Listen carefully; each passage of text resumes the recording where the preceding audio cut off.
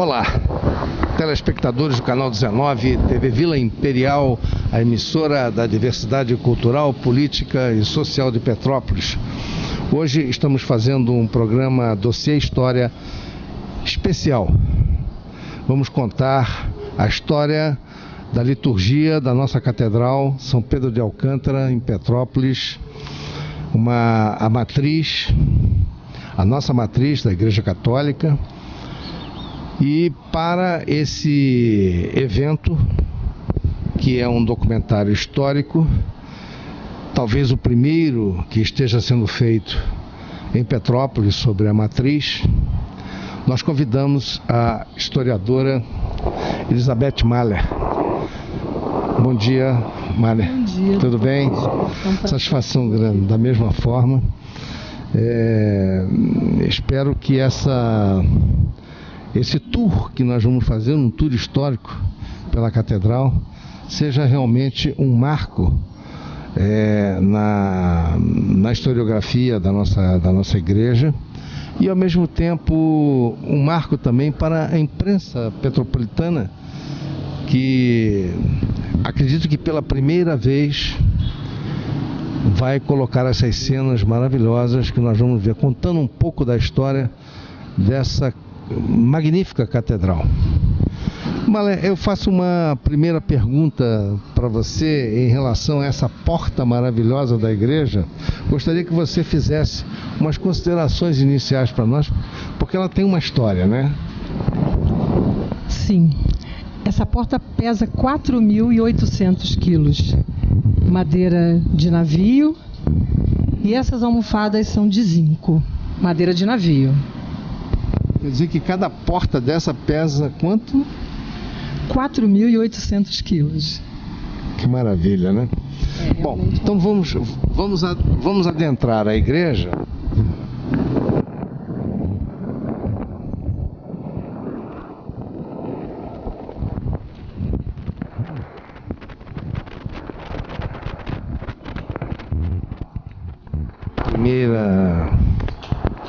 Primeira intervenção que eu gostaria que você fizesse, nós temos aqui uma porta quebra-vento, não é isso? Certo. Esse vitral aqui, ele foi feito aqui no Brasil, né? Sim, ele foi feito aqui no Brasil. E observe os detalhes da solda. Todo o desenho feito em solda. Sim, o desenho a técnica é de papel cartão. É feito o desenho no papel cartão, depois é confeccionado peça a peça e soldado com óleo de linho. Solda com óleo de linho. Muito bem, então vamos adentrar a igreja. Vamos começar por onde, Elizabeth? Por aqui? Sim. Olá, bom dia.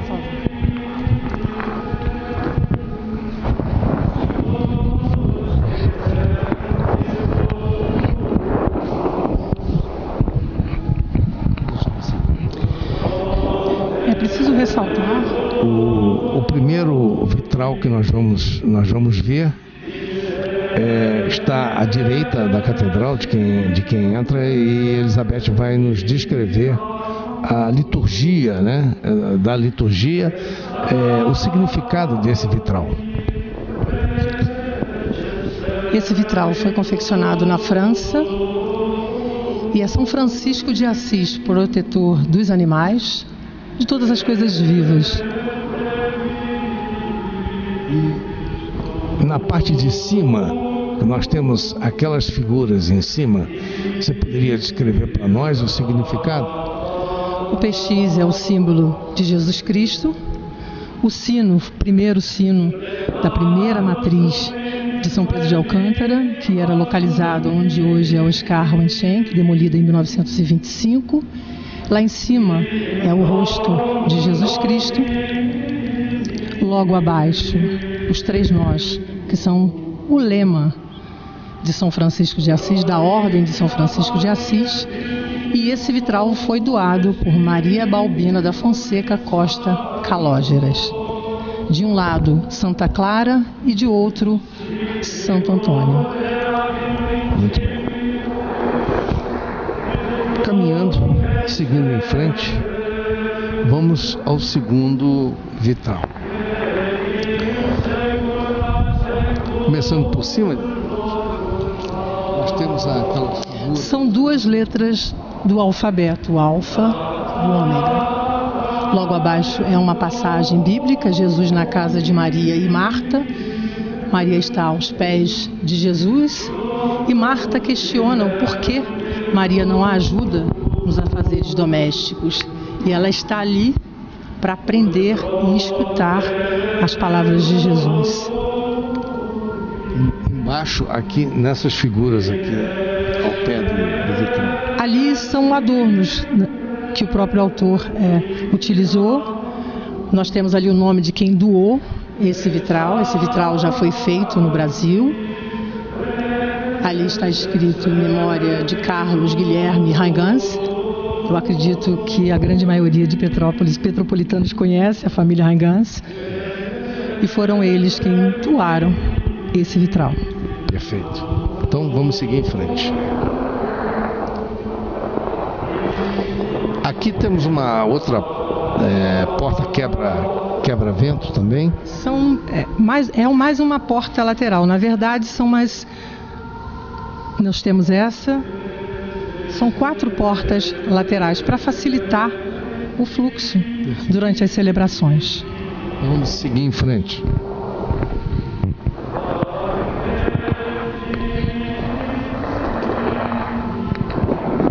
A catedral também possui várias rosáceas que estão logo acima dessa porta quebra-vento. Observe que as janelas, ou seja, os vitrais, eles são colocados em janelas no estilo neogótico. A Catedral de São Pedro de Alcântara, ela tem um estilo neogótico. Esse vitral aqui, vamos a descrição dele começando por cima. Nós temos a figura de 3 anjos. A figura de 3 anjos, logo abaixo nós temos ali a paisagem da Hungria e Santa Elizabeth, ou Santa Isabel de Hungria. Ela tem uma história muito bonita. Ela costumava alimentar os pobres com pães. E o autor desse vitral, ele retratou exatamente o momento em que ela é interpelada pelo seu marido, quando corria pelas ruas da Hungria, e ele questionou por que ela estava correndo daquela forma, o que ela estava trazendo debaixo do manto. E ela disse nada. Aí ele disse, me deixe observar. E os pães se transformaram em rosas. Esse vitral foi um presente da família imperial. Logo abaixo, nós observamos ali as armas do Império, a coroa imperial ao centro. Nas laterais, Santa Isabel ou Elizabeth de Hungria, dando a comunhão aos enfermos e distribuindo pão aos pobres. Muito bonito esse vitral, muito significativo.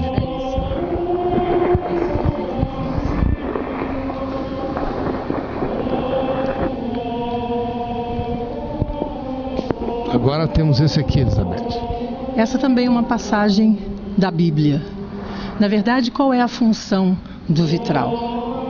O vitral, ele tem a função de transmitir a palavra de Deus através da luz. Essa é a função do vitral. Então nós temos aqui o primado de Pedro. Pedro pregando aos fiéis, ou ali naquele momento. Lá em cima, nós temos logo acima uma pequena inscrição, do que na verdade é a passagem bíblica. Esse também foi uma doação. Logo no centro, a gente observa ali a família dos doadores, família Lobo, doação da família Pedro Santos Lobo e Senhora. Que eram moradores em Petrópolis, certamente. A grande maioria eram devotos de São Pedro de Alcântara. Vale lembrar que São Pedro de Alcântara é o padroeiro do Brasil, padroeiro do Império, junto com Nossa Senhora de Aparecida. Ele não perdeu o status, vamos dizer assim, de padroeiro do Brasil. É importante que nós digamos isso sempre, porque se associa São Pedro de Alcântara à família imperial. E, na verdade, ele é o padroeiro do Brasil junto com Nossa Senhora de Aparecida. Eu acho extremamente importante que isso seja falado para que todos tenham conhecimento desse detalhe. A história que nós sabemos é que o São Pedro de Alcântara teria perdido o seu status de padroeiro em função da proclamação da República. De forma alguma, não se perde o status quando uma ordem vem de Roma. Isso é impossível. São Pedro de Alcântara continua sendo e sempre será o padroeiro do Brasil com Nossa Senhora de Aparecida. É importante ressaltar. Isso já foi motivo de vários debates, mesmo porque se associa São Pedro de Alcântara ao Império, mas de forma alguma. São Pedro de Alcântara ainda continua sendo o padroeiro do Brasil. Essa é uma notícia muito alentadora para nós. E para todos nós também, né, que amamos essa cidade e São Pedro de Alcântara. Afinal de contas, a Catedral de São Pedro de Alcântara foi erguida por causa dele. Certo? Nós temos o São Pedro de Alcântara aqui no altar, e um outro vitral que logicamente nós vamos também poder apreciar. Então São Pedro de Alcântara não foi destituído absolutamente. Perfeito. Essa observação, ela é extremamente interessante e faz uma correção histórica daquilo que se fala por aí em relação a São Pedro de Alcântara. E há muitas pessoas que vêm visitar a igreja e associam São Pedro de Alcântara ao Pedro II, como se ele tivesse sido alçado à condição de santo. Na verdade, não. São Pedro de Alcântara tem uma história belíssima. São Pedro de Alcântara nasceu em Alcântara em 1499. Estudou direito, mas abandonou os estudos para entrar para o seminário em 1515. Foi ordenado aos 25 anos. São Pedro de Alcântara tem uma história muito bonita. Era um frade, né? Então a gente entende a questão mesmo da entrega e desse chamado, de deixar os estudos para servir a Deus. Isso aí é magnífico. Muito bem, então vamos seguir nosso caminho.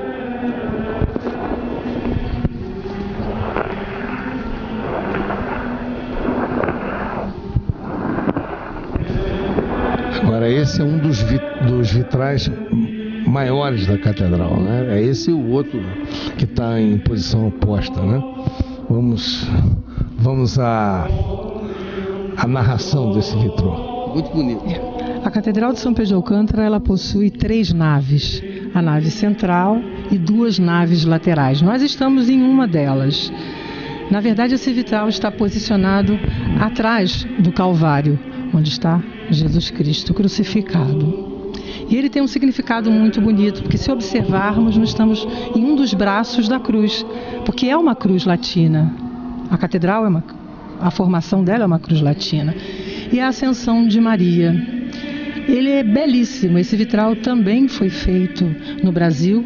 Nós temos ali 2 momentos extremamente importantes para a liturgia, em que é o momento em que o anjo avisa Maria que ela vai conceber o Filho de Deus. Na outra extremidade, a Via Sacra, em que há muito sofrimento de Maria ao ver Jesus carregando a cruz com a coroa de espinhos, e a Ascensão de Maria ao centro. Lá em cima nós vemos o coração de Maria, o Sagrado Coração de Maria, com a coroa. Na verdade, somente Nossa Senhora pode usar a coroa. Todas as fotos em que os imperadores, principalmente Dom Pedro II, ele está com a coroa ao lado numa almofada, porque a coroa é dedicada a Nossa Senhora. O monarca não usa uma coroa. A coroa é só para Nossa Senhora. Então isso é extremamente importante. A coroa ali, o coração ferido, né, pela morte do filho. E essa paisagem que a gente observa, são 3 momentos importantes. É o momento da felicidade, da concepção, do sofrimento e da ascensão de Maria. É belíssimo. Muito bem, vamos seguir. Tem um detalhe, ele é doado pela família Porciúncula, como está logo ali abaixo. Tem até uma família tão tradicional que temos até uma rua em Petrópolis em homenagem a ele. É isso mesmo, nós temos ali o lírio, que é o símbolo de Nossa Senhora, e as rosas também. O autor desse vitral, ele pensou em cada detalhe, até nas cores, para dar a dimensão que Nossa Senhora realmente merece na história da liturgia, em todos os momentos especiais em que a gente se refere a ela. Muito bem, então seguimos em frente.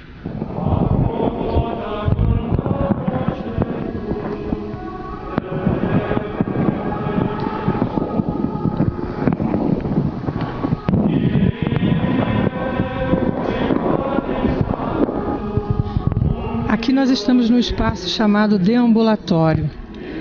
Esse balcão ou esse banco era onde ficavam os nobres durante as celebrações.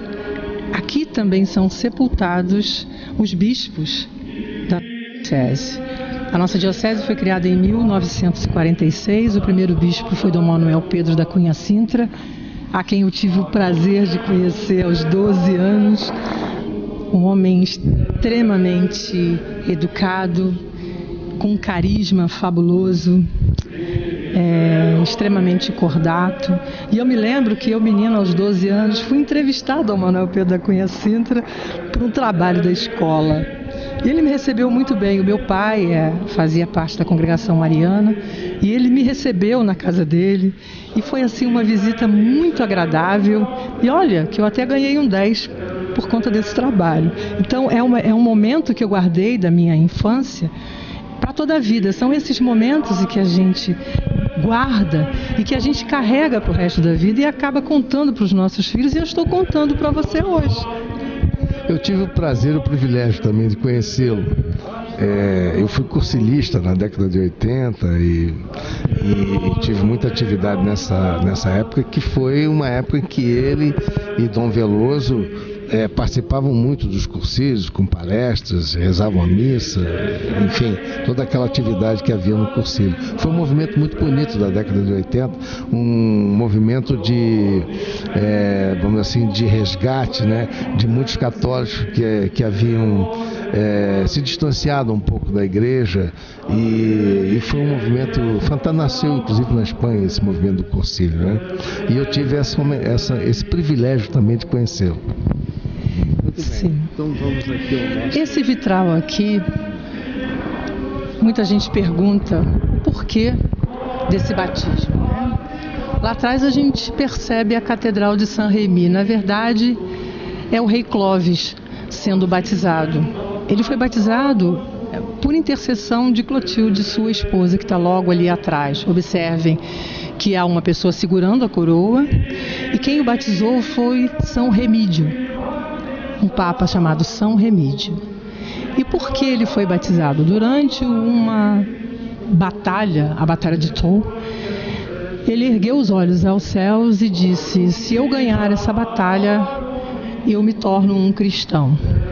Ele foi logicamente vencedor e se tornou um cristão e espalhou o cristianismo. Na verdade, ao Clovis é determinado a própria fundação e criação da França, né? Essa é a ideia que a gente tem e a informação de que ele foi o fundador da França. Observe. Isso lá pelos idos, talvez, de 900 depois de Cristo. Eu acredito que sim. Não tanto, né? Mas por volta de 1200, mais ou menos.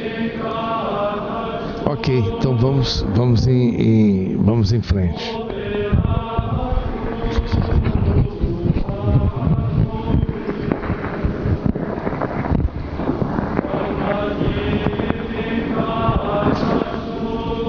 Mais uma rosácea, também um trabalho belíssimo. A rosácea está presente nas grandes catedrais. Também essa rosácea, ela durante as celebrações com a luz, ela reflete diretamente no altar primitivo de São Pedro de Alcântara. Se vemos as imagens das missas diurnas, observamos a claridade e as cores, e fica um ambiente extremamente belo de se observar. A minha professora de História da Arte me ensinou e era uma pessoa que depois se tornou uma grande amiga minha, que era a embaixatriz Cândida Corbett. Ela me ensinou a olhar com olhos de ver. Muitas das vezes adentramos em espaços como catedrais, igrejas, ou até mesmo caminhando no centro histórico de Petrópolis, e não observamos os detalhes, que são extremamente preciosos. Então, a colocação das cores e da própria estratégia do vitral ali, ele não foi colocado ali por acaso, para que realmente a luz de fora refletisse diretamente no altar de São Pedro de Alcântara.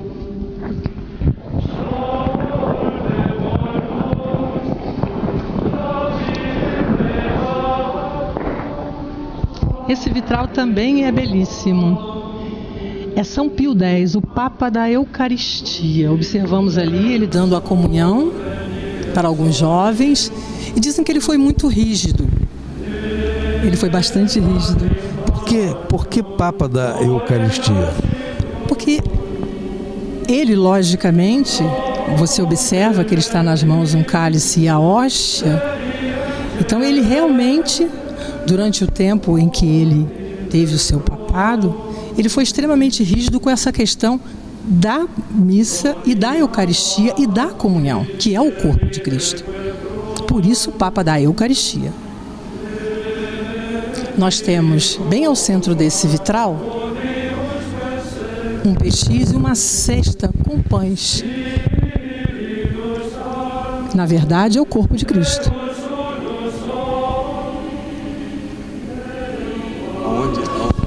Desculpa, Elizabeth, onde está Bem no centro do vitral. Ele hoje está refletido com a luz, eu acredito que esteja bem nítido. Esse vitral também foi um presente da família Guinho. Tá.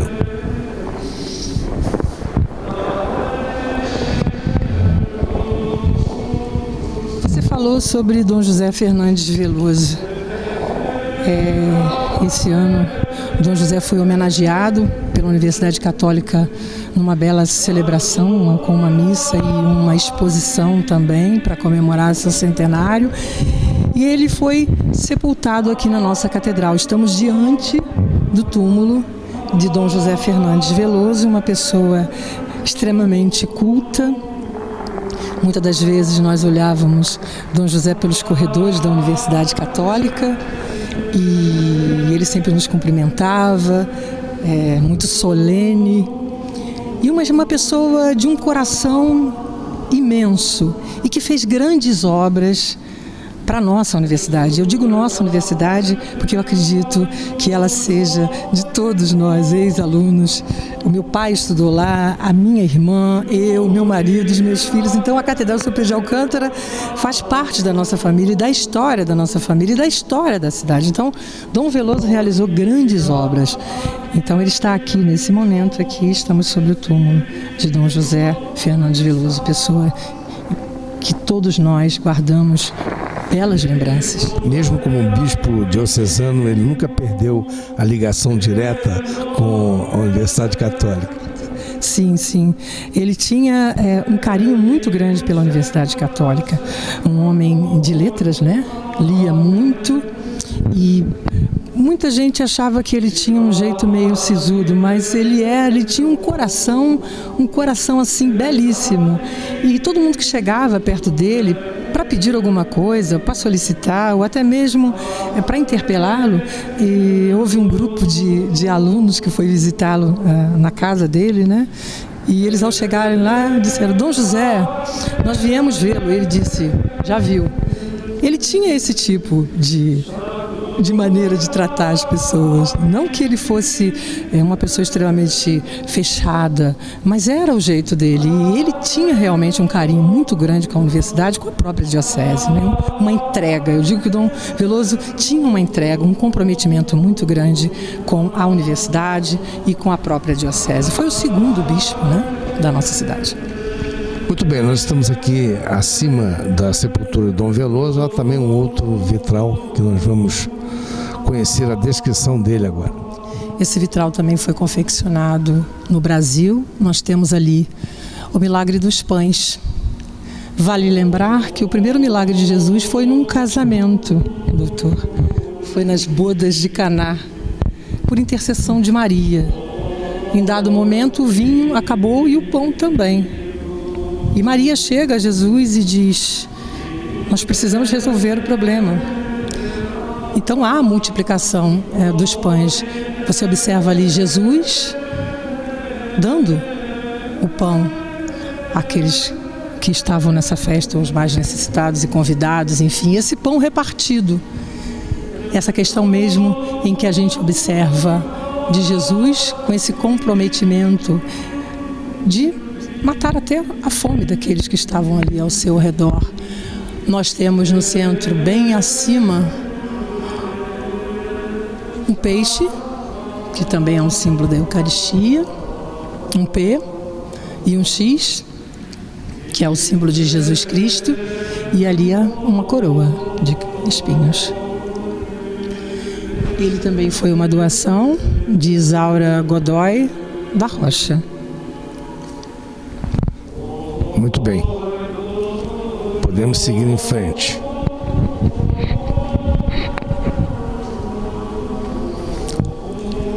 Esse vitral é o Calvário. Jesus crucificado, tendo Maria aos seus pés, diante do inevitável. E ele é um momento para reflexão. Na verdade, quando adentramos a catedral ou qualquer igreja religiosa ou templo, nós o fazemos para a oração, para voltar o nosso pensamento a Deus e chegar aqui e observar que Ele deu sua própria vida para nós, pecadores. Então ele é de uma beleza ímpar. Logo acima nós temos o Cordeiro de Deus, que na verdade é Jesus Cristo, o Cordeiro de Deus que se deu em sacrifício para absorver todos os nossos pecados, né? Para os pecadores da humanidade, a remissão dos pecados. E 3 anjos logo acima. Muito bem, seguimos em frente. Abaixo temos mais uma sepultura. Sim, essa é a sepultura de Dom Manuel Pedro da Cunha Sintra. Dom Manuel Pedro da Cunha Sintra, como já falamos, foi o primeiro bispo da Diocese de Petrópolis. A diocese foi fundada em 1946, então seus restos mortais estão aqui, sepultados. Acima nós temos mais um vitral. Na verdade, esse vitral é bastante emblemático. Ali nós vemos a Eucaristia, Jesus Cristo dando a comunhão aos apóstolos. E o autor desse vitral, ele procurou detalhar uma figura que até então todos nós, e a história rechaça, que é a do Judas. E ele colocou como uma figura obscura, e que na verdade é retratado dessa maneira, no canto esquerdo, sem a auréola na cabeça, o próprio Judas, que observa aquele momento tão especial e que logicamente ele não participou. A figura do Judas todos conhecem como um traidor de Cristo. E o autor desse vitral decide colocar o Judas no canto, como um observador. Acima, no centro do vitral, nós temos o pelicano. O pelicano é o símbolo do padre. Por que o pelicano na igreja? O pelicano é uma ave que ela é capaz de retirar suas próprias entranhas para alimentar seus filhotes. Então ele foi utilizado como sendo o símbolo do padre.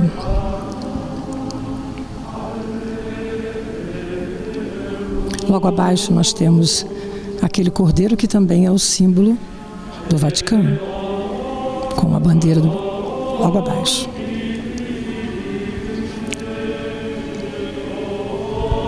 Esse vitral é de São Tarcísio. São Tarcísio, menino, que foi apedrejado porque levava comunhão para os detentos. É um momento de extremo sofrimento em que ele é preso pelo soldado e apedrejado.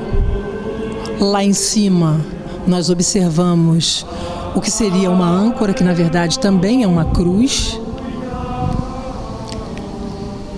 Logo abaixo, a flor de lis, que é também o símbolo de Nossa Senhora.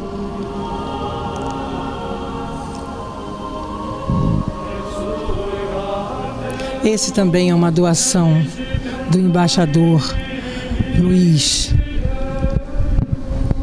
Guimarães, como podemos observar logo abaixo.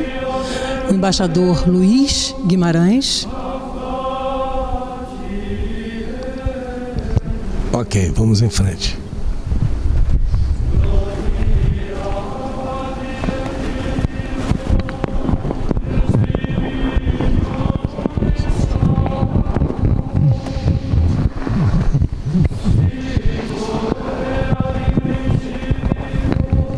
Estamos diante dos restos mortais dos primeiros episcopos, que são os bispos que estiveram aqui na nossa cidade de Petrópolis antes da diocese ser fundada, já que nós éramos subordinados à diocese de Niterói.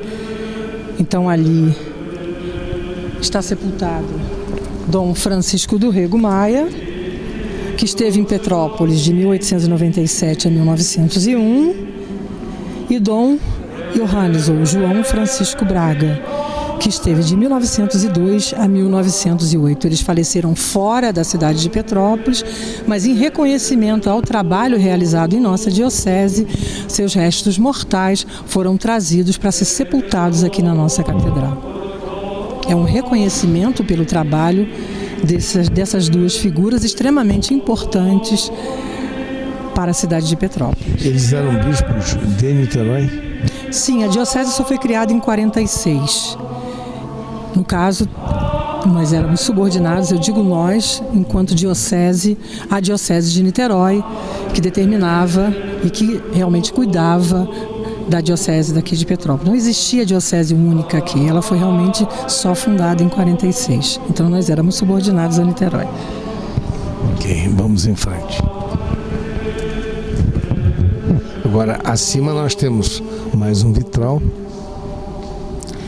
Esse vitral é belíssimo. É Santa Rosa de Lima. Santa Rosa de Lima é padroeira do Peru. Nós observamos ali o milagre dela também, é o milagre das rosas. Santa Rosa de Lima, que era belíssima.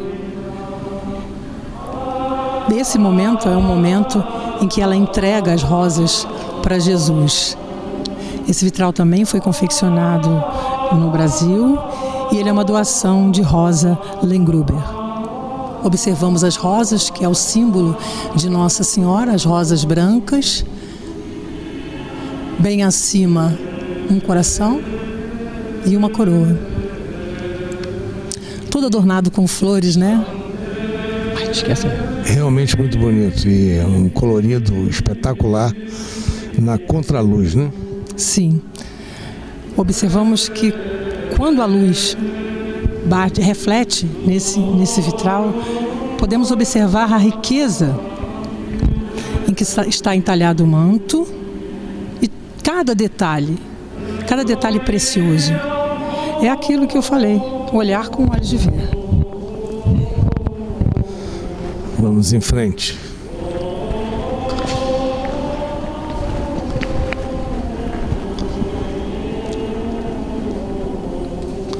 Estamos novamente na nave.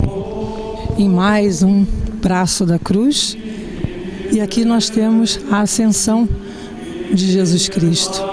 Um vitral belíssimo e que a gente percebe Jesus Cristo ao centro. Do lado esquerdo, o momento do nascimento.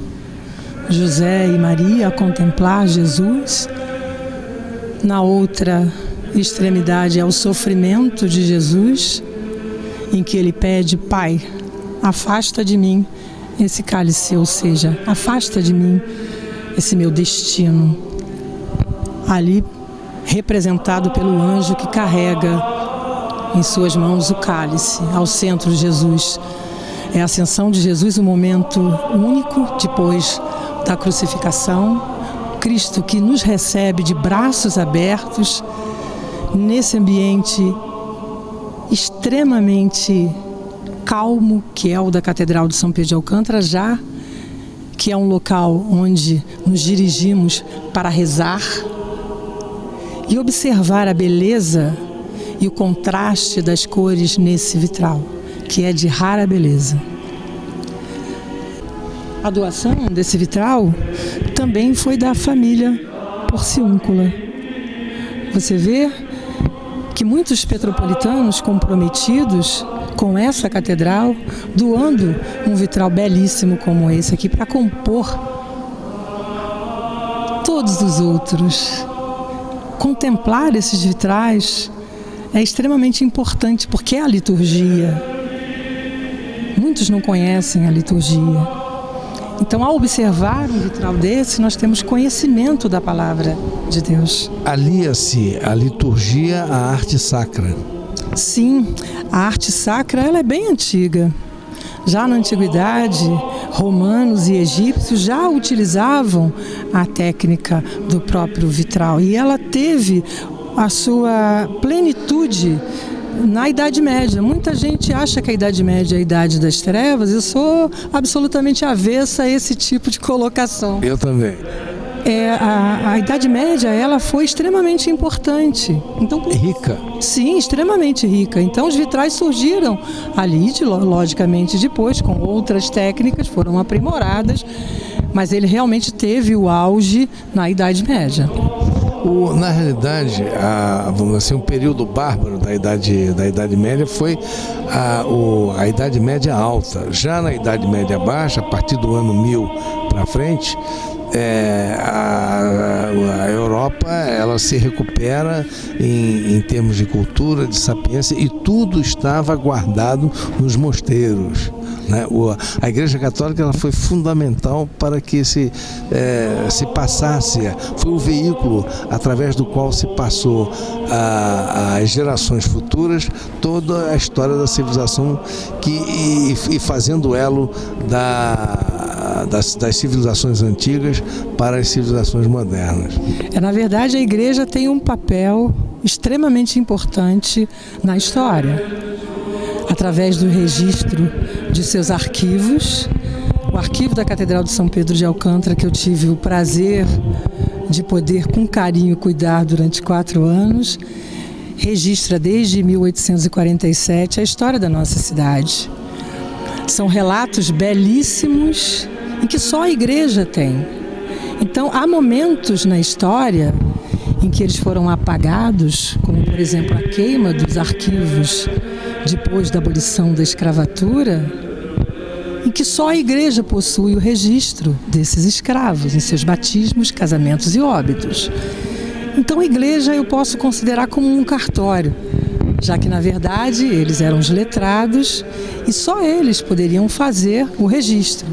Há documentos belíssimos no arquivo da Diocese hoje. O arquivo da Catedral foi incorporado ao arquivo da Diocese, que é belíssimo. A Diocese, ela tem uma riqueza de documentos fantástica e que eu, logicamente, como historiadora e pesquisadora, sou fascinada por esses documentos. Há um livro de batizados, de escravos e de casamentos e óbitos aqui, e isso desconstrói aquela ideia de que Petrópolis não havia escravos. Sim, havia sim. Existe um padre, o padre existiu aqui, que é o Padre Correia. O Padre Correia, hoje, onde é Correias, ele possuía escravos, mas eram todos alforriados. É importante a gente ressaltar o papel da igreja. Não há escravos na igreja. O padre tinha alforriados, peças alforriadas. Eles eram domésticos, vamos dizer assim, os empregados domésticos da... Na verdade, todos os escravos que vieram para a Imperial Colônia de Petrópolis, a cidade foi projetada pelo Major Júlio Federico Keller, eram escravos domésticos. Mas anterior a isso, os escravos do Padre Correia, ele fabricava ferraduras. E esses escravos eram todos alforriados. É importante dizer, muita gente questiona a questão da escravidão. como se ela não tivesse existido aqui na nossa cidade. E os arquivos provam totalmente diferente. Haviam sim, não com aquela ideia que a gente tem dos escravos em grandes fazendas. Não havia aqui plantações, é uma outra identidade, mas havia sim. Agora, me parece que a igreja também tem registros anteriores à fundação de Petrópolis. Foi há pouco tempo descoberto esses registros históricos que, aliás, a comunidade histórica de Petrópolis aguarda ansiosamente a abertura desses arquivos para que a gente possa pesquisar. Elizabeth pode falar alguma coisa sobre isso. Na verdade, o arquivo diocesano ele começa em 1617. Daí a gente vê a importância da documentação histórica. Para nós, historiadores e pesquisadores, qualquer fragmento de documento é importante, porque através dos arquivos e da documentação histórica é que nós preenchemos as lacunas da história. A história é feita através dos grandes feitos, mas na verdade os atores que ficam atrás dos bastidores, eles são mencionados nesses arquivos, que são esses personagens que não são nobres, mas que foram extremamente importantes para a construção da nossa cidade. Então, nos arquivos, nós temos ali registros dos padres que passaram por aqui, extremamente importantes para a questão da própria genealogia e outros documentos que nós somos procurados e por pesquisadores em seus trabalhos de conclusão de curso. Eu mesmo já tenho vários artigos escritos de documentos do arquivo diocesano. Então é uma preciosidade, na verdade é uma preciosidade que nós temos que preservar e guardar para as futuras gerações. Perfeito. Podemos continuar? Sim.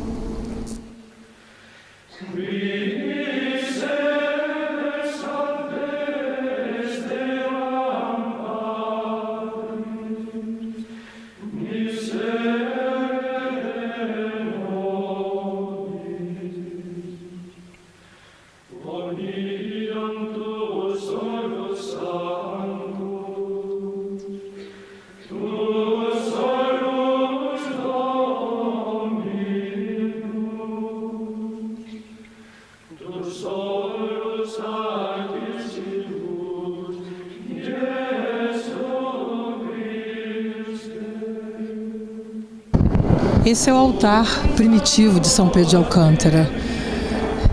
Essa escultura é de Jean Maglu, o altar todo em mármore de Carrara. As missas eram celebradas pelo padre de costas para o público. Esse altar tem uma beleza rara, os anjos adornando a figura de São Pedro de Alcântara, que é o nosso protetor. Esses móveis que são genuflexórios são da primeira matriz daqui da nossa cidade, a igreja de São Pedro de Alcântara, que foi demolida em 1925. Na verdade, a Catedral de São Pedro de Alcântara foi inaugurada no mesmo ano. E é um momento muito especial para que ela fosse inaugurada. Monsenhor Teodoro da Silva Rocha, que era o pároco na época, vendo que a obra estava parada por falta de recursos, ele sobe ao púlpito e prega efusivamente. Nesse momento ele tem um ataque cardíaco e cai morto. 9 meses depois, em novembro de 1925, a nossa catedral era inaugurada. Então nós podemos acreditar que ele tenha sido o grande mártir dessa obra maravilhosa, em que ele diz ao povo petropolitano para que todos se conscientizem da verdadeira necessidade da catedral, das obras, da finalização, e ele cai morto. Ele era chamado também seu vigarinho, porque ele era bem baixinho.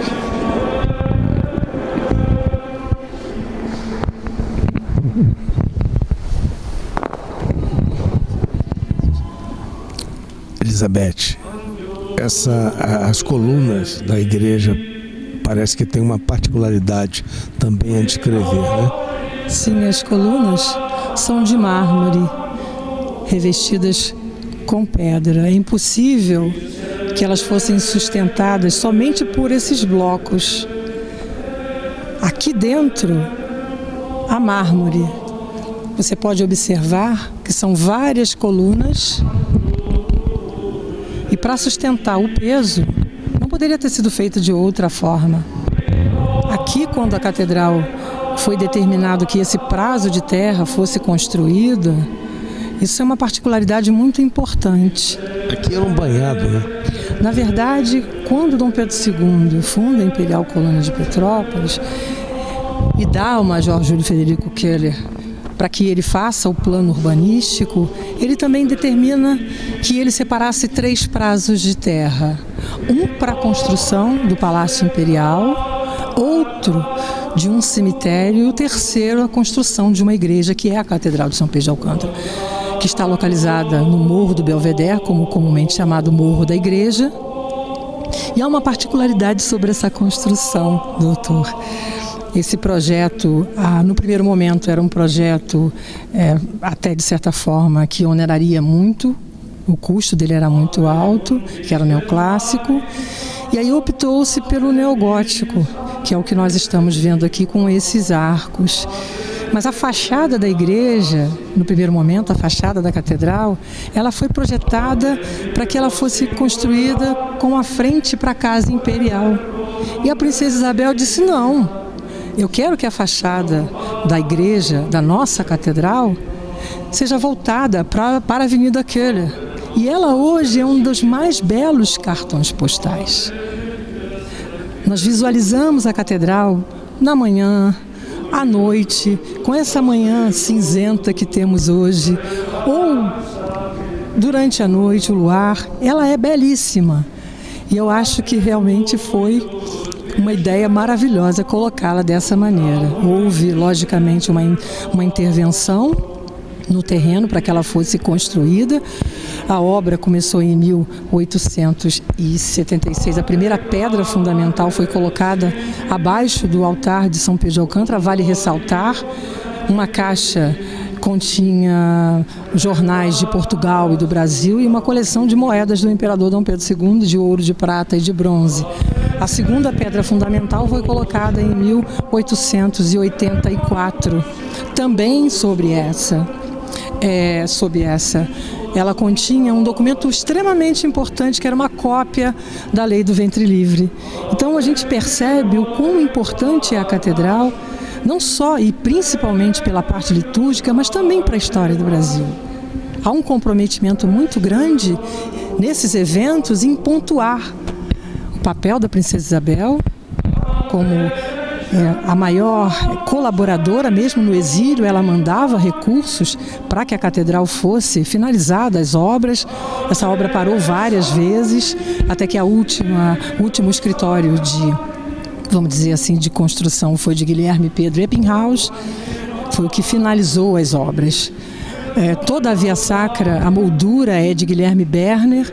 A gente vê um luterano também colaborando, germânico, no caso de descendência germânica, com a construção da catedral. Essa interação é extremamente importante. Os alemães têm uma técnica especial, né, que é a finalização. Toda a parte de madeira da Via Sacra é de Guilherme Berner, a riqueza de detalhes. É belíssimo. Isso é de que ano, esse trabalho? Século XX, 1934. Na verdade, os vitrais foram colocados a partir de 1930. E esses trabalhos em madeira aqui da Via Sacra? Esses trabalhos acompanharam mais ou menos essa data que eu passei para você. Logicamente, Guilherme Berner era um artista.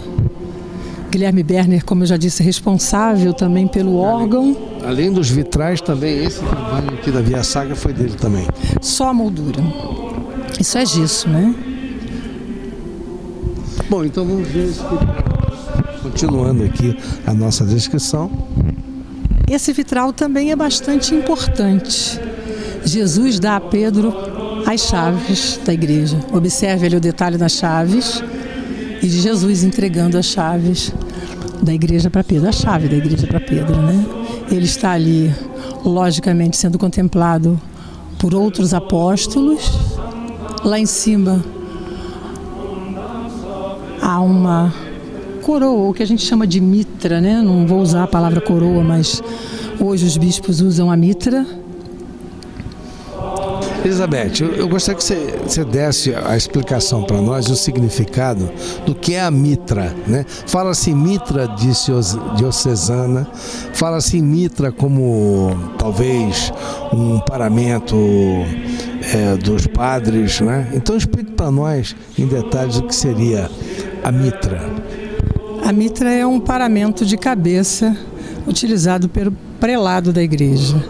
Você vai observar bispos, cardeais e papa usam a mitra. Por quê? Porque eles são necessariamente os príncipes da igreja. E a igreja católica, ela tem um regime monárquico, né? São os príncipes e como se fosse o papa, o rei da igreja, né? na terra, o representante de Deus na terra, né? Isso pelo menos era o significado, não sei hoje, né? Como é que se posiciona, mas o significado do Papa, da formação da Igreja Católica, sempre foi uma formação monárquica. A gente observa isso com a própria criação do Vaticano, independente. Observamos nesse vitral, ali, bem ao centro, o próprio Vaticano. Essa questão de monarquia é uma questão a se avaliar. É claro que a igreja, ela é secular, logicamente ela passou através da história por vários períodos monárquicos. Até mesmo porque o Vaticano é um Estado. Exatamente, é um Estado independente, com suas leis, extremamente belo.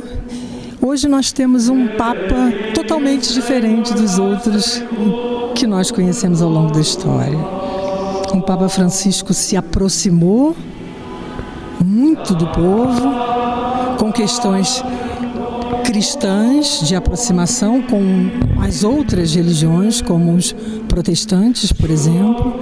Então há todo um discurso ecumênico que nós estamos, logicamente, imbuídos, porque a religião é única, Deus é único. É claro que quando a gente fala da reforma protestante é outro detalhe, e é preciso que se diga que não havia em momento algum de Martinho Lutero a intenção com a ruptura da igreja, uma interpretação errônea com relação a isso, e que essa ruptura fez com que a igreja e a igreja católica e a igreja protestante se distanciassem ao longo desses anos.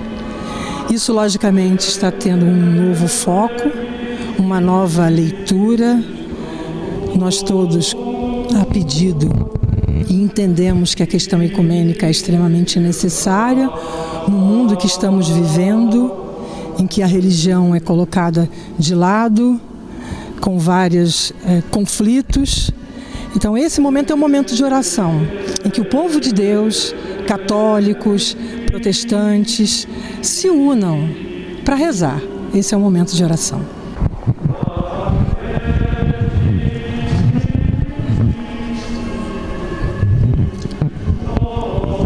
Esse vitral é o vitral de São Pedro de Alcântara.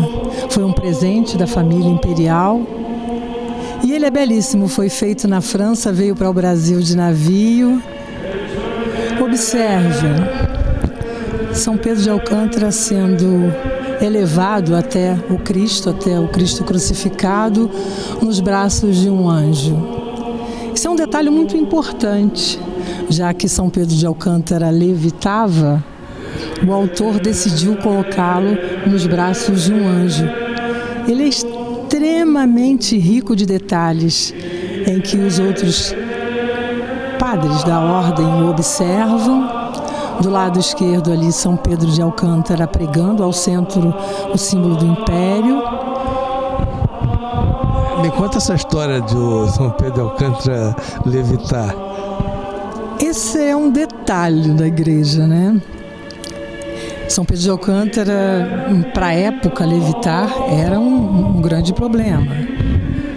Santa Teresa d'Ávila também levitava, mas ela não teve o mesmo destino.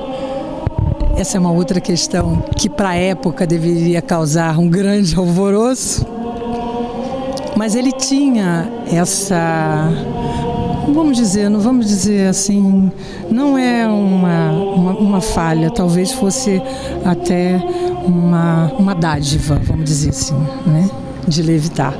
Então o autor do vitral colocou, para ele não ficar solto no ar, São Pedro de Alcântara sendo levado por um anjo. Que na verdade eu acredito que o levitar fosse mais ou menos isso mesmo, né? Muito bem, então vamos seguir em frente. Bom, então estamos aqui diante de mais um vitral. Elizabeth vai nos descrever. Esse vitral é São João Batista. No momento em que ele prega, São João Batista é extremamente importante, foi quem batizou Jesus e que também foi decapitado. Acima, nós temos uma mão invertida. Essa mão, pela minha leitura, significa o poder de Deus, o poder que ele deu a São João Batista, com a imposição das mãos. E observe que quando os padres são ordenados, há uma bênção das mãos. As mãos do padre que levam a comunhão, que batizam, que também são utilizadas no momento da morte. Então as mãos do padre, que são ungidas durante a celebração da ordenação, ela é retratada nesse vitral, um poder de Deus dando a São João Batista, através das mãos, o poder para batizar, enfim. Essa é a função daquela mão invertida que está lá em cima. Então vamos aqui, eu acho que é o penúltimo vitral, é esse, né? Tem mais, né? Bom, então vamos a mais um vitral. Essa é Santa Teresa d'Ávila. Esse também veio de Paris, foi uma doação de Maria Eugênia Fonseca da Costa Penha. Santa Teresa d'Ávila, observem do lado esquerdo é São Pedro de Alcântara, que era seu confessor. Santa Teresa d'Ávila tem uma história muito bonita. Era nobre também, como São Pedro de Alcântara, que também era nobre, e que doou todos os seus bens para a igreja. Santa Teresa d'Ávila não teve uma morte que a gente possa dizer assim muito fácil, foi bastante triste a morte de Santa Teresa d'Ávila. Lá em cima nós temos a cruz do Calvário, do lado direito as iniciais de Jesus Cristo e do lado esquerdo uma lança e uma outra com o que seria uma espécie de tecido. Na cruz, todos sabem, em que Jesus estava pregado na cruz, um soldado oferece água na ponta da lança, então ela está sendo retratada ali. Há um martelo no meio, foi um martelo em que foi pregado Jesus na cruz. Jesus foi pregado, vale ressaltar, nós vemos as imagens em que os cravos são colocados na palma da mão. Seria impossível pregar alguém na cruz e Jesus Cristo, logicamente com a questão do peso, a própria mão não aguentaria. Então as mãos elas eram amarradas e logicamente o cravo era colocado no punho. É claro que ao longo do tempo isso foi retratado de acordo com o artista, com os cravos na palma da mão.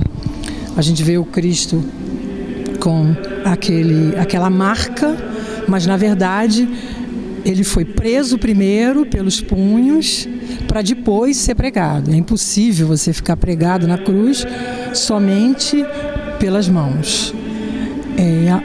O próprio Barroco e outros artistas retrataram de várias formas. Nós vamos observar no mausoléu da família imperial o Cristo sendo retratado de uma outra maneira. O Barroco, por exemplo, os pés do Cristo eles não estão entrelaçados, eles ficam lado a lado. Então há várias informações, né, sobre Há várias informações, a iconografia e as pessoas que decidiram retratar esse momento tão triste, eles o fizeram dessa maneira. Só para ressaltar, Jesus Cristo teve os cravos na palma da mão, mas ele também teve os punhos amarrados à cruz. E Santa Teresa d'Ávila está ali, com São Pedro de Alcântara, lá atrás a paisagem. Ela adotou esse nome. Ao centro nós temos ali um coração ferido. São Pedro é Santa Teresa, Santa Cristina, Santa Teresa, Santa Teresinha aqui do lado, retratada depois ali numa bela escultura. E do outro lado também São Simão. Ok. Se não ficar legal...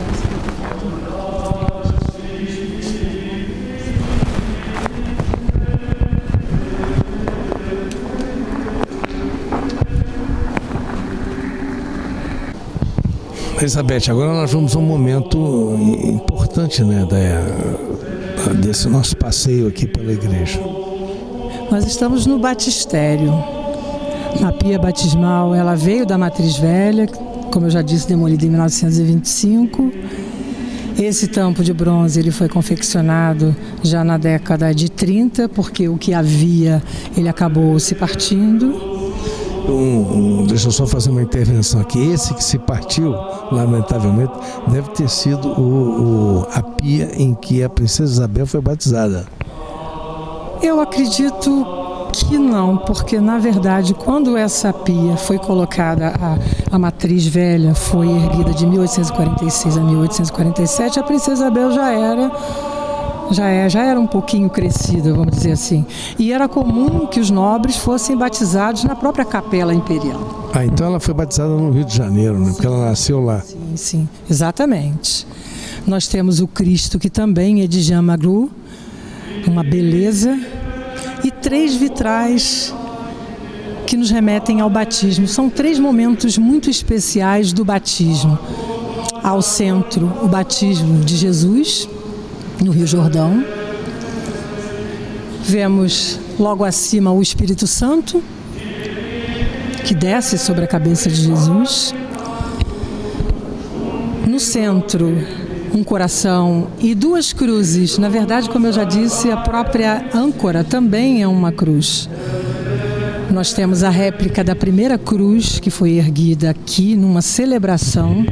A primeira missa celebrada na nossa cidade, então, na época Imperial Colônia de Petrópolis, aconteceu em 1846. Monsieur Bedini foi quem celebrou essa missa. Essa missa foi logicamente com a participação de Dom Pedro II e alguns protestantes. Vale dizer que essa missa foi realizada onde hoje é os Jardins do Palácio de Cristal. É impossível pensar que em 1845 pudesse se realizar uma missa ali.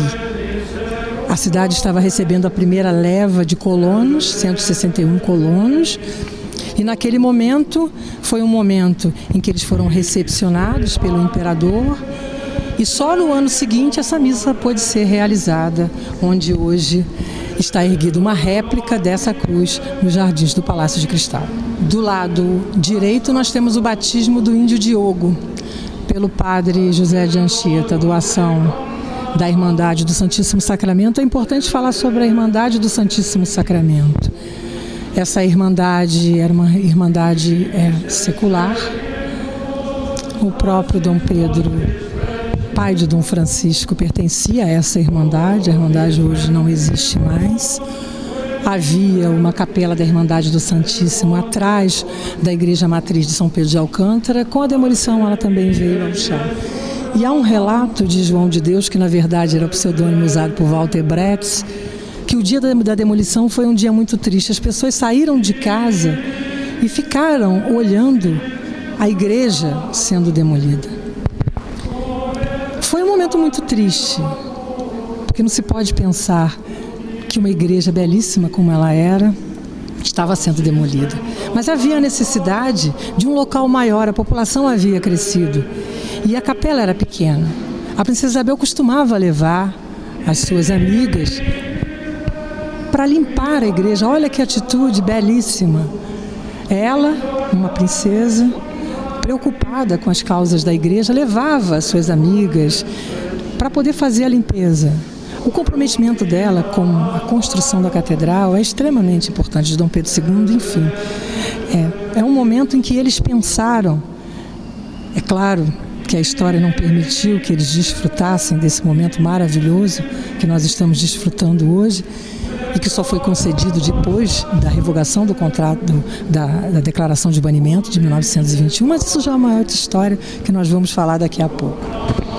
Esse vitral à nossa esquerda é o batismo de Constantino Magno, foi um imperador romano, e ele é extremamente importante. Constantino Magno, na verdade, só foi batizado já no final da sua vida, praticamente no leito de morte, mas ele construiu igrejas em Belém, em Constantinopla, em Roma. Então pode-se dizer que ele pregou o cristianismo. O que é importante ressaltar nesse vitral em que ele é batizado é aquele PX. Constantino, durante uma batalha, levou os olhos aos céus e acreditou ter visto Jesus. E o que ele viu no céu eram iniciais parecidas com o PX. E ele então decidiu colocar o PX em todas as bandeiras do seu exército, e dessa maneira todas as batalhas que ele enfrentou seus inimigos, ele utilizou o PX nas bandeiras. Nós temos aqui retratados 4 evangelistas: Marcos, Lucas, João e Mateus. São os Agora, uma particularidade, né? Constantino, foi a partir de Constantino e da atitude dele de ter, no final da vida, se convertido ao cristianismo, e que a partir daí a Igreja Católica praticamente se incorpora ao Império Romano. Depois, mais tarde, houve um retrocesso, mas a Igreja Católica acabou se consolidando no Império Romano. E por isso a Igreja Católica Apostólica Romana, não é? Sim, é de Constantino o credo niceno. O credo de Niceno, já lógico, no concílio de Niceia, creio em Deus sobre todas as coisas, então é devido a Constantino o credo niceno. Então nós temos aí uma passagem extremamente importante da Igreja Católica, um momento da Igreja Católica em que o cristianismo começa a ter, como você mesmo disse, uma dimensão maior. Esse também foi uma doação da Liga Católica de Sua Majestade Imperial. Vemos ali as iniciais.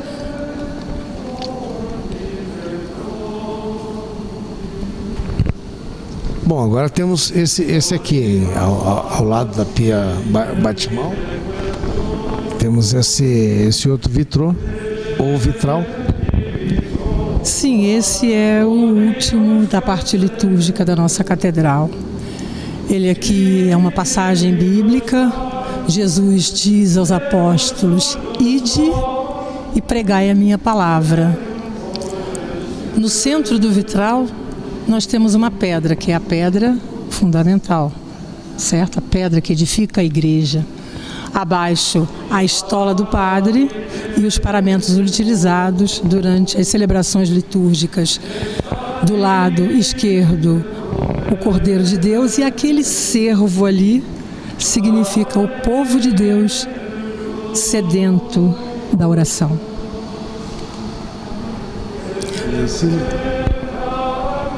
Vemos a mão de Deus, o poder das mãos, como eu já disse. O PX, novamente, que são as iniciais de Jesus Cristo, PX, o peixe, e do outro lado o Espírito Santo. Ele também é uma doação de Miguel Calmon de Almeida. Tem um sobrenome ali no meio que é Dupin. Né? Dupin. Não sei se é só Dupin ou se é talvez uma abreviatura. Dupin e Almeida. Dupin e Almeida. Miguel Calmon, Dupin e Almeida. Estamos aqui diante do mausoléu e agora vamos descrever o relicário que aqui se encontra do mausoléu de Dom Pedro II, da Princesa Isabel e dos demais membros da família real. Então podemos começar aqui pelo vitral à nossa direita. Esse vitral é extremamente importante para a história do Brasil. Nele está retratado a abolição da escravatura, a assinatura da Lei Áurea. O artista que projetou esse vitral, ele pensou nos mínimos detalhes. Nós temos o Cristo crucificado e as gotas de sangue derramadas na cruz quebram as correntes do escravo que está aos pés. Nós temos no centro o símbolo e o brasão de Petrópolis com a águia prussiana. Nas laterais, as colunas da Catedral de São Pedro de Alcântara, porque na verdade quando a família imperial deixou o Brasil, a nossa catedral só havia as colunas. Do outro lado, a Serra da Alcobaça. Ao centro, o Papa Leão XIII. E há um detalhe muito importante, que é uma ânfora com rosas de ouro. Foi um presente do Papa à Princesa Isabel por ela ter assinado a Lei Áurea. A figura de Dom Pedro II está centralizada no vitral. À sua esquerda, a Princesa Isabel e a Imperatriz Teresa Cristina. Esse vitral também possui uma flor característica da nossa cidade, que são as hortênsias e flores de maracujá. Lá em cima, as mãos entrelaçadas, que significam necessariamente o povo brasileiro. Não se pode negar a miscigenação, não se pode negar a escravidão. Então ele colocou ali os brancos, uma mão branca com uma mão de um negro se entrelaçando. Na verdade, nesse momento, já não havia mais escravos no Brasil. Bom, prosseguindo aqui na descrição dos vitrais, vamos ao segundo vitral, à nossa direita. É São Pedro de Alcântara, como eu já disse, padroeiro do Brasil, e Santa Teresa d'Ávila. Ele, como eu já disse, era seu confessor. Nós temos o símbolo de Jesus, JHS, e a constelação do Cruzeiro do Sul, logo acima. As hortênsias presentes novamente. Ali também há o decreto da revogação do banimento de Dom Pedro II, isso é extremamente importante. Por isso, os restos mortais de Dom Pedro II e da Imperatriz Teresa Cristina, bem como da Princesa Isabel do Conde D, estão devidamente sepultados aqui nesse mausoléu. O central que nós vemos ali é a Pietà, o momento em que Jesus, é a descida de Jesus na cruz, em que Maria, diante daquele sofrimento, o acalenta no seu colo. É uma imagem extremamente significativa para todos os católicos. É o momento da descida da cruz. Lá em cima nós vemos o símbolo do Império Brasileiro, Pedro II, e dois momentos da lei, a lei dos homens e a lei de Deus. Uma simbolizada pelaquela balança e a outra pela palavra de Deus. Esse também ao centro, ao símbolo do Império Brasileiro. Esse mausoléu, ele teve uma pessoa muito importante, que foi a Baronesa de Muritiba. Foi ela a principal mantenedora e que financiou o mausoléu. Ela doou todas essas joias e propriedades para que esse momento que nós estamos presenciando fosse concluído. Os jacentes, ou seja, Dom Pedro II e Dona Teresa Cristina, são de Jean Magru. E existe um detalhe muito importante.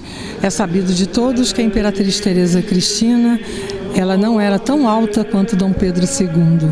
Então, para homenageá-la, ele confeccionou o jacente, ela e Dom Pedro II, com a mesma altura, para dar a ela a magnitude, porque, na verdade, ela era considerada a mãe do Brasil. Dom Pedro II que foi embora de uma maneira bastante furtiva, vamos dizer assim, numa madrugada, que tinha um carinho muito grande pelo Brasil.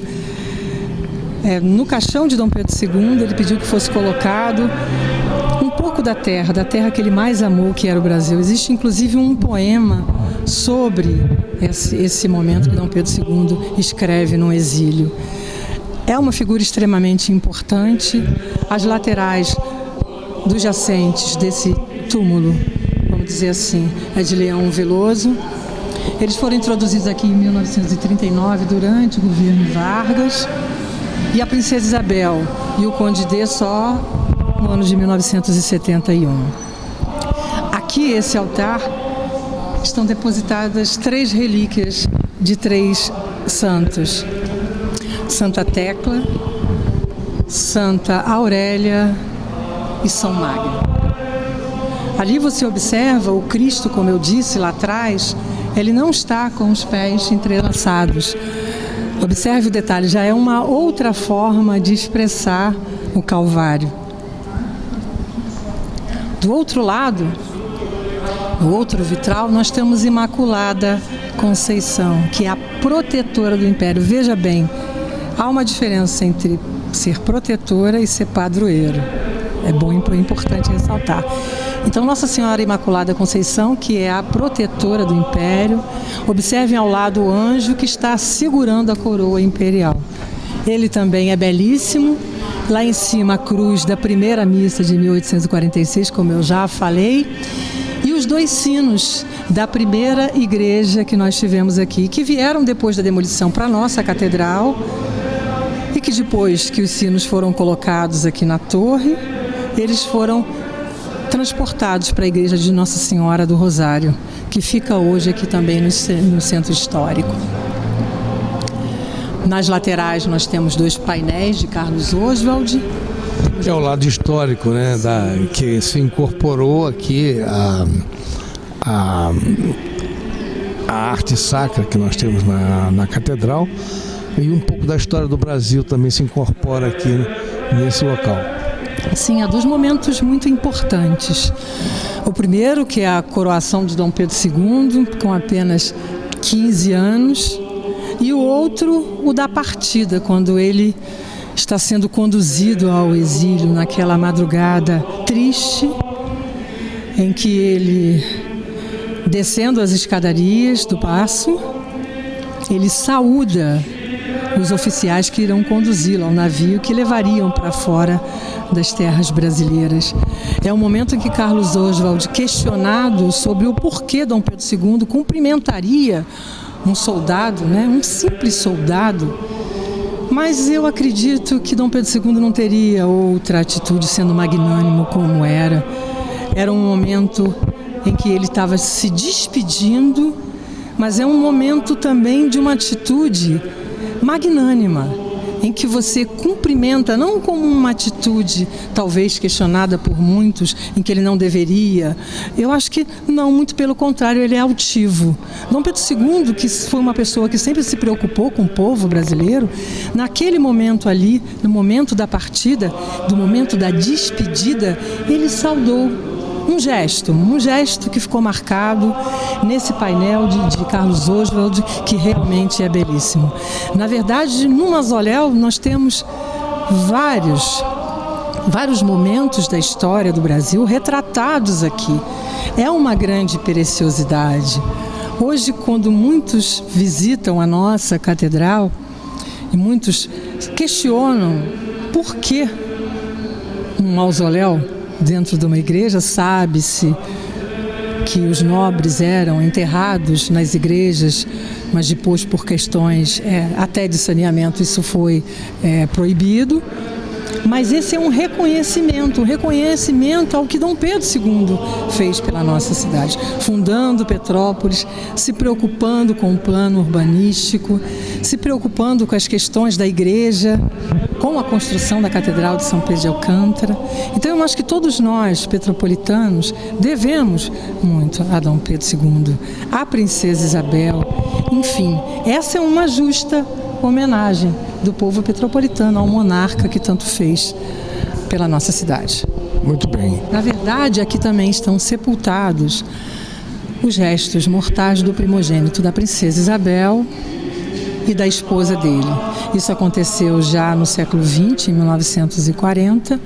Essas marcações aqui no chão, as duas cruzes, significam onde estão os restos mortais. Então esse espaço é um espaço dedicado à família imperial. Bom, então eles não estão na parede, eles estão no chão. Não, no chão. Na verdade, deu-se dimensão a Dom Pedro II, sim. Eles, no caso, vieram já no século XX e colocados os restos mortais ali. E há outras marcações. Estamos nesse momento sendo agraciados com o som dos sinos da nossa catedral. Eu gostaria até que a Elizabeth falasse alguma coisa para nós sobre a história desses sinos. Sim, na verdade, a nossa torre está a 70 metros de elevação do solo. Nós possuímos um carrilhão de 5 sinos que foram fundidos na Alemanha. Então dá para a gente ter a dimensão, logicamente. O padre antigamente subia uma escadaria para tocar o sino, isso não acontece mais, é tudo feito de uma outra maneira. Eletrônico, né? Sim, sim, sim. É impossível vocês que estiveram lá em cima e que puderam ver a dimensão de cada sino que está lá, que ele fosse realmente feito pelas mãos humanas. Então, na verdade, o soar desses sinos, nós estamos ao meio-dia. Esse sino toca, logicamente, antes das celebrações, né? Convidando para a missa, ao meio-dia, já está quase no finalzinho. E ele é possível ser ouvido, eu escuto na Castelânia, onde eu moro. Não só o centro histórico é privilegiado com o som desses sons. Às 7 da manhã eu escuto esses sons na minha casa. Para vocês perceberem a grandiosidade desses sinos.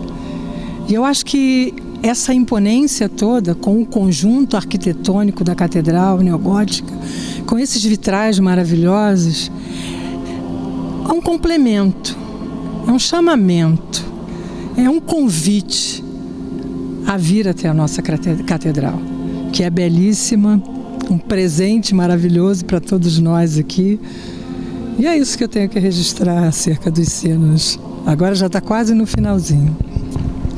Bom, meus amigos, nós estamos encerrando esse nosso documentário sobre a Catedral São Pedro de Alcântara de Petrópolis, a matriz da cidade de Petrópolis, da nossa Igreja Católica.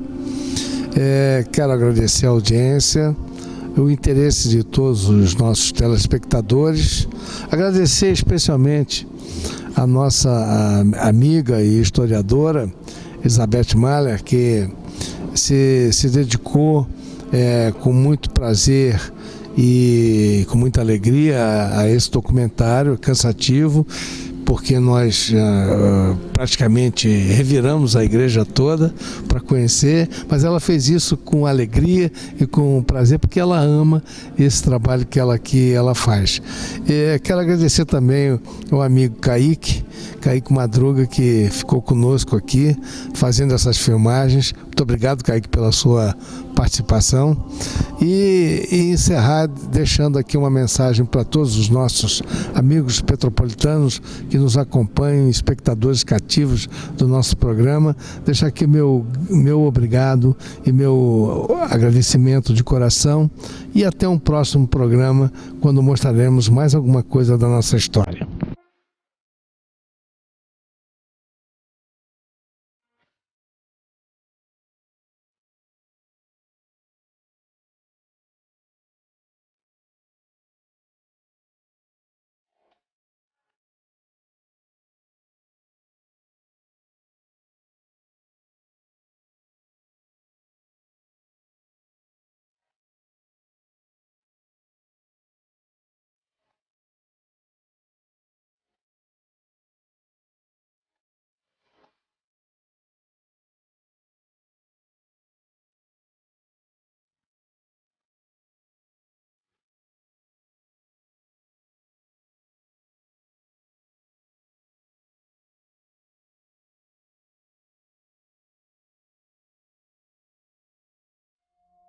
Música